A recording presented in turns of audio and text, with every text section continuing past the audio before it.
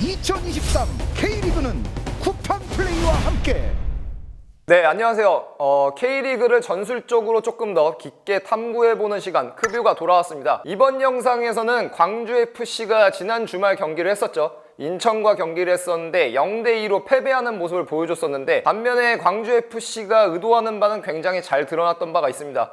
그것이 무엇이냐면 크로스라고 볼 수가 있는데요. 광주FC는 단순히 그냥 박스 안으로 공을 올려붙이는 것이 아니고 특정 상황을 만들어 놓고 특정 공간에다가 크로스를 계속해서 시도를 하는데, 구체적으로 광주FC가 어떠한 상황을 만들어 놓고 크로스를 활용하는지에 대해서 얘기를 해보도록 하겠습니다. 네, 우선은 광주가 크로스를 올리기 전에 어떤 작업을 통해서 크로스를 시도하는지를 조금 얘기를 해보려고 하는데요. 경기 상황을 한번 살펴보도록 하겠습니다. 이날 경기를 보게 되면은 인천의 경우는 보통 자신들이 하는 것처럼 5-4-1 형태로 수비 진영을 구축을 했고요.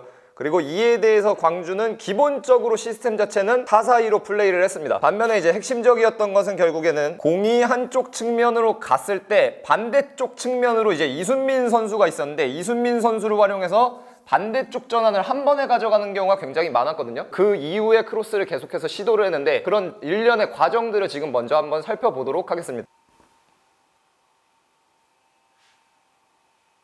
네, 그래서 지금 같은 경우는 1차적으로 우리가 흔히 얘기하는 공격 방향의 전환을 시도를 했는데 1차적으로는 실패를 했죠. 이제 이정효 감독이 상당히 조금 화를 내는 장면이었고요. 반면에 이제 이어지는 장면에서는 그런 전환을 시도를 하고 크로스를 직접적으로 가져가게 되는데, 크로스가 어떤 식으로 시도되었는지에 대해서 얘기를 해보겠습니다. 공격 방향이 전환이 될 때 짧은 패스로 거쳐서 전환을 한 것이 아니고, 말씀드렸던 것처럼 이순민 선수의 롱패스를 통해서 한 번에 전환이 되게 됩니다. 그리고 한 번에 전환이 되었을 때 공을 가진, 전환의 대상이 되어서 공을 가진 선수에게 인천의 경우 수비가 2명이 붙거든요. 이제 농구에서 우리가 흔히 얘기하는 용어로는 이제 더블팀을 가져가게 되는데, 더블팀을 가져갔을 때 크로스 옵션으로 가는 선수가 이제 다른 선수가 되게 됩니다. 더블팀이 왔기 때문에 대각선 뒤에 있는, 보통은 뭐 풀백인 경우도 있고요. 반면에 광주의 경우에는 경기 중에 포지션의 변화가 잦다 보니까 통상적으로 우리가 얘기하는 풀백이 아닌 경우도 있는데, 풀백이 공을 잡고 여기서 얼리 크로스의 형태로 크로스가 올라가게 되는 것을 볼 수가 있습니다. 이때 크로스가 올라가는 공간 자체가 굉장히 특정 지어져 있는데요. 백5였을 경우에 윙백과 스토퍼 사이, 그리고 스토퍼와 리베로 사이, 이 둘의 갭으로 계속해서 크로스가 올라가게 됩니다. 그러니까 광주는 계속해서 전환을 한 이후에, 전환을 하게 되면은 전환을 한쪽 측면에서 윙백과 그쪽 스토퍼가 끌려갔기 때문에 박스 안에서 인천에는 이제 수비가 3명만 남아있거든요. 3명만 남아있는 상황을 유도하고 그 3명의 사이 공간으로 크로스를 지속적으로 가져가게 됩니다. 네, 지금 같은 경우는 공이 완전히 클리어하게 이어지진 않았지만 사실상 만들어진, 연출된 상황은 동일하다는 것을 우리가 알 수가 있습니다. 공을 가지게 된 선수에 대해서 더블팀이 다시 한번 붙었고요. 더블팀이 붙었기 때문에 대각선 뒤에 있는 풀백을 막아야 하는 선수가 끌려갔기 때문에 이제 풀백은 자유로운 상태에서 공을 갖게 됩니다. 크로스를 시도할 수 있는 상황을 이제 만들어내는 거죠. 박스 안에 실질적으로 크로스에 대한 수비를 가져갈 수 있는 백라인 선수는 3명만 남기 때문에 이 공간을 지속적으로 공략하는 시도를 보이게 됩니다. 반면에 이제 지금 장면에서는 크로스가 올라가지는 못하게 되고요. 네, 그리고 이번에는 마찬가지로 전환 이후에 크로스를 시도하긴 하는데, 대각선 뒤로 나와서 크로스를 시도하는 얼리 크로스 형태가 아니고 더블팀을 당한 선수가 수비를 끌고 나와서 크로스하는 장면을, 또 다른 유형의 장면을 한번 보도록 하겠습니다. 네, 지금 같은 경우는 공격을 전개하는 과정에서 왼쪽 측면에서 오른쪽 측면으로 의도하지 않은 형태로 공격 방향의 전환이 이루어진 것을 우리가 볼 수 있습니다.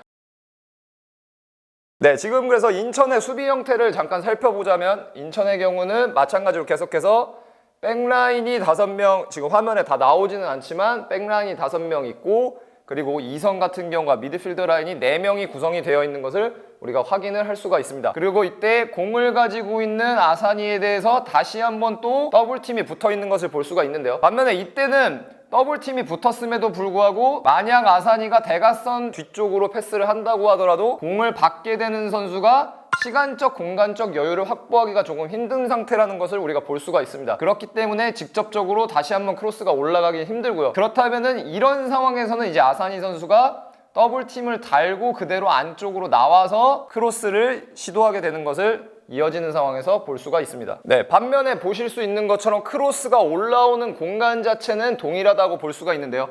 계속해서 박스 안에 남아있는 3명의 수비, 그리고 그 3명의 수비 사이 공간으로 크로스를 시도하는 것을 볼 수가 있습니다. 그리고 이제 직후에 이제 이정효 감독이 선수에게 주문을 하는 장면이 나오게 되는데요. 이제 상황을 보게 되면은 허율 선수에게 뭔가 이제 오더를 하는 것이 보입니다. 아사니가 크로스를 올릴 때는 수비의 앞으로 가는 것이 아니고 수비의 등 뒤로 가라고 얘기를 하거든요. 그러니까 그것 자체가 계속해서 말씀드리는 것처럼 수비와 수비 사이의 공간으로 이동해서 크로스를 받아서 공격을 시도해라 라고 얘기하는 것을 우리가 확인할 수가 있습니다. 네, 그리고 지금 같은 경우도 마찬가지죠. 공을 가진 선수에 대해서 2명이 붙어서 더블팀이 이루어졌고, 반면에 대각선 뒤로 패스가 나갔을 경우에도 즉각적으로 압박이 들어올 수가 있기 때문에 대각선 뒤로 패스를 하지 않고 여전히 공을 가진 선수가 본인이 크로스를 시도하게 됩니다. 다시 한번 또 크로스가 올라가는 공간은 박스 안에 남아있는 3명의 수비와 수비 사이의 갭, 인터벌이 되게 되고요. 네, 반면에 지금 보실 수 있는 장면의 경우에는 광주가 선제 실점을 인천에게 허용한 이후에 두 번째 골을 실점하게 되기 직전의 상황인데요. 이 상황을 보게 되면은 경기 내내 방금까지 저희가 살펴봤던 것처럼 크로스하는 상황을 구체적으로 만들어 놓고 크로스를 시도했는데, 특히 저희가 첫 번째 살펴봤던 유형인 얼리 크로스를 시도해야 하는 상황을 만들어 놓고 크로스를 가져가지 못하면서 역습을 당해서 추가 실점을 하게 되는 것을 볼 수가 있습니다. 그러니까 정말 한 끗 차이라고 얘기할 수가 있는 거죠. 원하는 상황을 만들어 놓고 크로스가 올라갔다면은 거기서 되려 동점골을 넣을 수가 있었는데, 이제 공을 가진 선수의 판단 미스로 인해서 크로스가 올라가지 않았고, 그러면서 되려 실점하게 되는 것을 한번 살펴보겠습니다. 네, 지금도 동일하죠. 동일하게 더블팀이 마크가 와 있고 가까운 쪽 스토퍼가 끌려왔기 때문에 박스 안에는 3명의 수비만이 남아있는 것을 볼 수가 있습니다. 반면에 지금 장면이죠. 아까 저희가 살펴봤던 첫 번째 유형과 동일하거든요. 여기서 이제 얼리 크로스 형태로 크로스가 올라가야 되고, 지금 보시게 되면은 이미 준비가 되어 있는 것을 확인할 수가 있죠. 광주 선수들은 크로스를 받기 위해서 준비가 되어 있고 크로스가 올라가야 하는 상황인데, 여기서 이후 상황에서 어떻게 되는지를 한번 보겠습니다.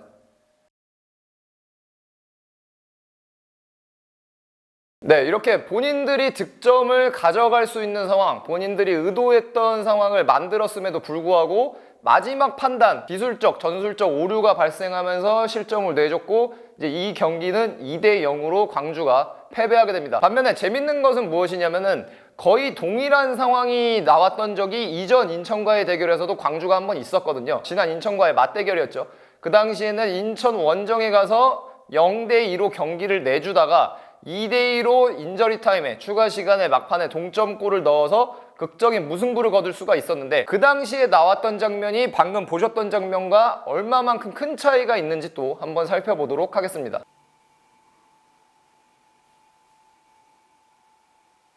네, 지금 보시면은 조금 공격이 전개되는 상황은 달라졌지만 연출된 상황 자체는 동일하다는 것을 볼 수가 있습니다. 공을 가진 선수에 대해서 수비 2명이 붙었었고, 그 이후에 크로스를 시도했지만 공이 이제 대각선 뒤쪽으로 빠져나온 거죠.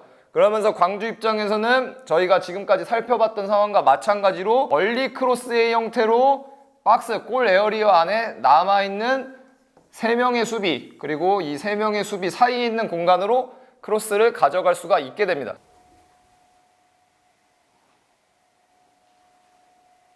네, 그리고 키퍼 선방에 있어서는 조금 키퍼에게서 아쉬운 부분이 있기는 했지만 그 과정을 통해서 극적으로 2대2 동점골을 성공시키면서 무승부를 거둘 수가 있었는데요. 이런 것만 보더라도 이 탑 레벨에서, 프로 레벨에서의 경기 승패에 영향을 미치는 차이는 굉장히 작다는 것을 볼 수가 있습니다. 반면에 또 이제 우리가 여기서 광주에 대해서 얘기를 해볼 만한 부분은 광주가 이번 시즌 왜 잘 되고 있느냐에 대한 부분이라고 할 수가 있는데요. 디테일에서 굉장히 앞서 있고, 그런 디테일을 살릴 때도 있고 살리지 못할 경우도 있지만, 매 경기 본인들이 의도한 것을 계속해서 가져가는 팀이 광주라는 것을 우리가 확인할 수가 있습니다. 네, 그래서 이번 영상에서는 광주FC의 크로스가 특별하다고 얘기를 드렸고, 그래서 무엇이 특별한지에 대해서 얘기를 해봤습니다. 크로스라는 것이 단순하게 그냥 박스로 올려 붙이는 것 정도로 생각되는 경우가 많은데, 광주의 경우에는 그렇지 않고 굉장히 구체적으로 상황을 만들어 놓고